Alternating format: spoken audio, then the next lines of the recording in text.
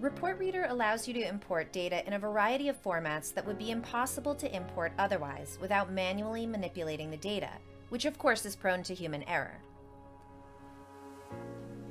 Before we end this tutorial, let's verify the subtotals provided in the file by doing a summarization. On the Analysis tab, in the Categorize group, click Summarization. In Fields to Summarize, select Purpose. In Numeric Fields to Total, select Amount. Name the database Subtotal Verification. Click the Fields button and highlight Purpose Total to ensure that we include the subtotals from the original file in our output. Now let's click OK to run the summarization. The three purpose categories are displayed, with the number of records in each category and the sum of the amount field in Amount Sum.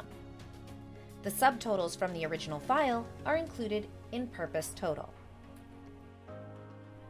We can see that all three subtotals agree, so we can be confident that we imported all of the travel report data correctly.